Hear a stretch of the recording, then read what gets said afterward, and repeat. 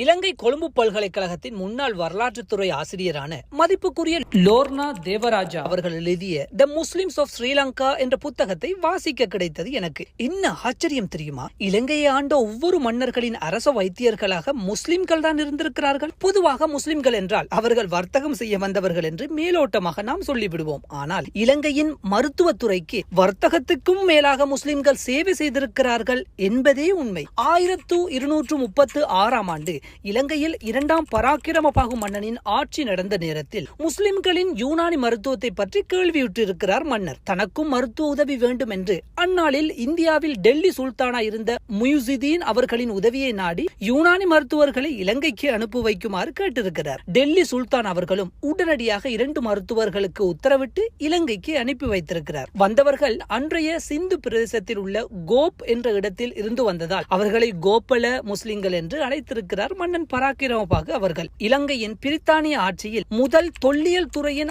ஆணையாளராய் நியமிக்கப்பட்ட HCP bell அவர்களின் கருத்துப்படி இந்த 2 யூனானி வைத்தியர்களின் மருத்துவம் இலங்கைக்கு தேவை, அதனால் இவர்கள் நாட்டிலேயே இருக்க வேண்டும் என்பதற்காய் மன்னரே முன்னின்று திருமணம் செய்து வைத்திருக்கிறார் இவர்களுக்கு. கோப்பல முஸ்லிம்களின் அருமையான யூனானி மருத்துவ சேவை இலங்கை பூராகவும் பரவ இதை கேள்வியுற்ற அன்றைய இலங்கையின் கோட்டையை ஆட்சி செய்த மன்னன் நோய்வாய்ப்பட்ட ராணியை குணப்படுத்த இவர்களை அழைத்து இவர்கள் குணப்படுத்தியும் இருக்கிறார்கள். கோப்பல முஸ்லிம்களின் பரம்பரைக்கு எந்த அளவு மதிப்பு இருந்திருக்கின்றது என்றால், டச்சுக்காரர்கள் 1658 ஆண்டு காலங்களில் ஆட்சி செய்த நேரத்தில் தங்களது படைகள் கப்பல் பணியாளர்கள் நாட்டிலுள்ள தங்களது டச்சு மக்களுக்கு மருத்துவ உதவி வழங்கும் நோக்கில் கொழும்பை தலைமையகமாக கொண்டு இலங்கையில் காலி, யாழ்ப்பாணம், மாத்தறை, திருகோணமலை, மன்னார், மட்டக்களப்பு, கல்பிட்டி ஆகிய இடங்களில் மருத்துவமனைகளை கட்டினர். இங்கு மருத்துவம் பார்க்க டச்சு மக்களுக்கு மட்டுமே அனுமதி. மருத்துவர்களும் டச்சுக்காரர்கள் தான். ஆனால் இவர்கள் அனுமதித்த டச்சு தவிர்ந்த 2 நபர்கள் யூனானி மருத்துவர்களான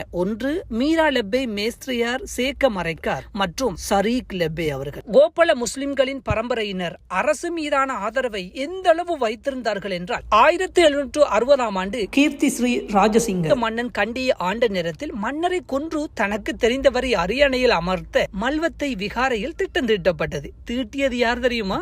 அதே மன்னரின் மாளிகையில் சமையல் அதிகாரியாக வேலை செய்த மொலடண்ட ரல அவர்கள். ஒற்றர்கள் மூலமாக தகவல் அறிந்த கோப்பல முஸ்லிம் மன்னருக்கு தகவலை எத்தி வைக்க சதி திட்டத்திலிருந்து மன்னரும் ஆட்சியும் காப்பாற்றப்பட்டது. இதற்கு நன்றி கடனாக பல்கும்பர வைத்திய திலக ராஜகருண கோப்பல முதலிய பட்டம் வழங்கப்பட்டது அந்த கோப்பல முஸ்லிமுக்கு. கெட்டபெரிய கொப்பர் பிளேட் சன்னசவும் சதித்திட்டம் தீட்டிய மொலடண்ட அவர்களை தேச துரோக வழக்கில் கைது செய்து அவரிடமிருந்து கைப்பற்ற நிலங்கள் கோப்பல முஸ்லிமுக்கு அன்பளிப்பாக வழங்கியும் இருக்கிறார் மன்னர் அவர்கள். மன்னரின் பிரபுக்களும் பிக்குகளும் அவருக்கு எதிராக சதி செய்த போதும் மருத்துவம் செய்து உயிரையும் சதிகாரர்களிடமிருந்து ஆட்சியையும் காப்பாற்றியது முஸ்லிம்கள் தான். இதனால் தான் என்னவோ அன்று வாழ்ந்த முஸ்லிம்களின் அதிகாரமும் செல்வாக்கும் அதிகரித்திருந்தது இலங்கையில். அந்த அதிகாரமும் செல்வாக்கும் முஸ்லிம்களிடத்தில் இப்போதும் இருக்கின்றதா என்று கேட்டால் கேள்விக்குறிதான்.